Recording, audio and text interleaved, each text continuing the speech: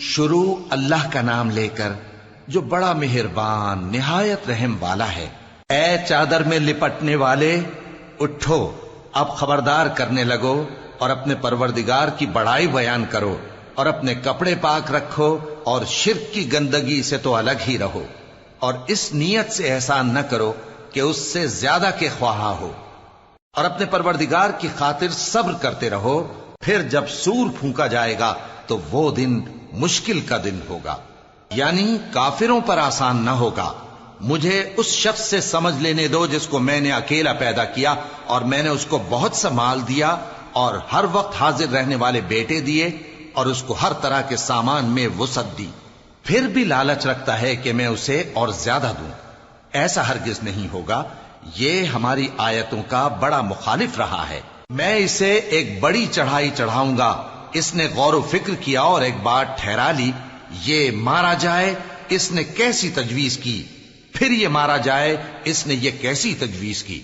پھر اس نے نگاہ کی، پھر تیوری چڑھائی اور منہ بگاڑا،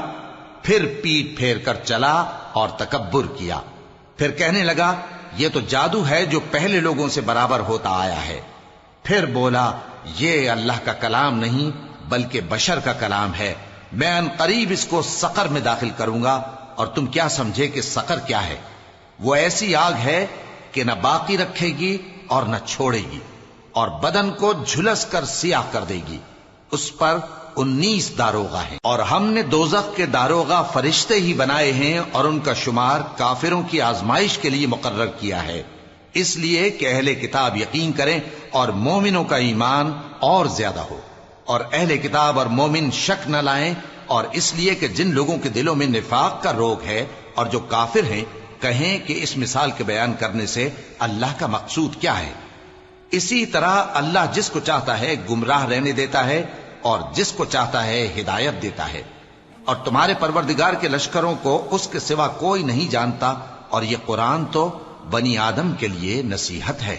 ہاں ہاں، قسم ہے چاند کی اور رات کی جب رخصت ہونے لگے اور صبح کی جب روشن ہو جائے کہ وہ آگ ایک بہت بڑی آفت ہے، انسان کے لیے ڈر کی چیز، یعنی اس شخص کے لیے جو تم میں سے آگے بڑھنا چاہے یا پیچھے رہنا چاہے۔ ہر شخص اپنے کرتوتوں کے باعث گرفتار ہوگا، مگر داہنی طرف والے نیک لوگ جنتوں میں ہوں گے اور پوچھتے ہوں گے، یعنی آگ میں جلنے والے گناہگاروں سے کہ تم دوزخ میں کیوں پڑے؟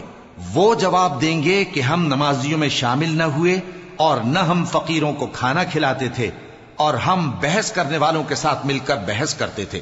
اور روز جزا کو جھٹلاتے تھے، یہاں تک کہ ہمیں موت آ گئی۔ تو سفارش کرنے والوں کی سفارش ان کے حق میں کچھ فائدہ نہ دے گی۔ ان کو کیا ہوا ہے کہ نصیحت سے روگرداں ہو رہے ہیں، گویا گدھے ہیں کہ بدک جاتے ہیں جو شیر سے ڈر کر بھاگ جاتے ہیں۔